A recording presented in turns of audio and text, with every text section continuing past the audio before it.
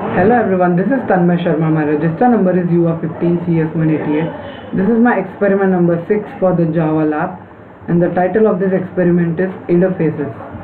So interfaces are nothing but these are used in Java so that we can implement multiple inheritance. As we know that the classes are extended while inheritance, so the interfaces are implemented, and the classes can have abstract as well as non-abstract methods, but the interfaces by default they have abstract methods. If you won't include the keyword abstract before any method, then implicitly it would make it abstract.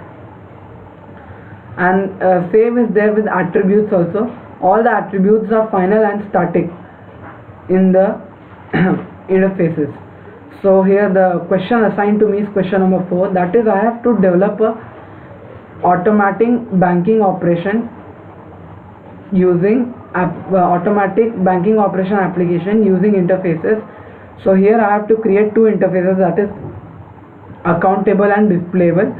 In account table there will be abstract methods like deposit, withdraw and balance inquiry, and in displayable there would be one method called display.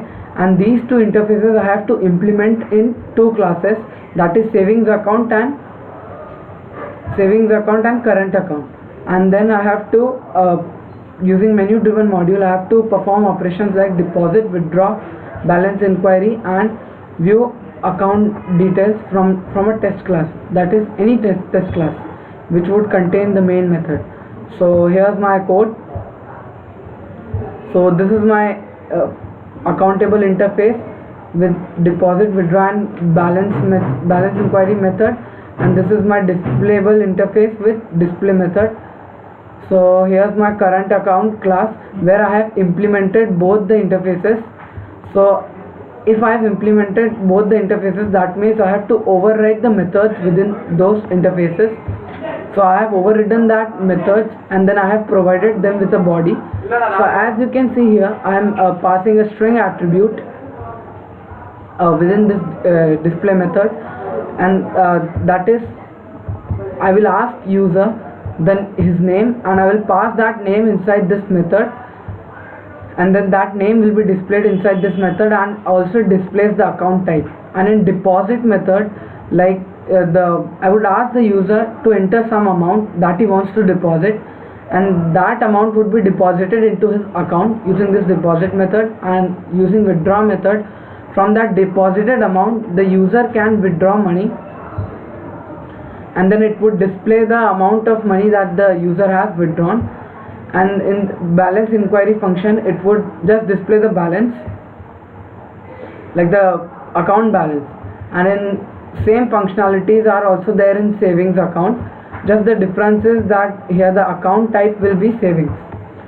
This is my main method where I have used while and nested menu driven to create these functionalities.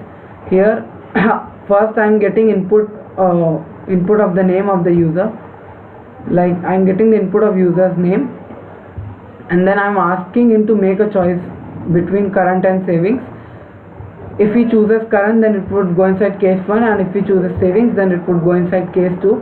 And under these cases there is again a switch case which is asking the user that which functionalities do he wants to perform, that is deposit, withdraw, balance inquiry, or he wants to display the details of his accounts.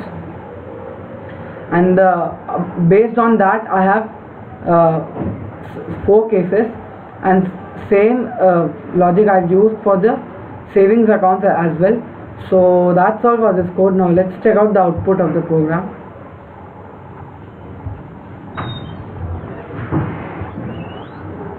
So yeah, as you can see here, first it is asking to enter the name, then it is asking whether the account type, that is current or savings. Then it is, so now it is asking the user that what are the functionalities that he wants to perform.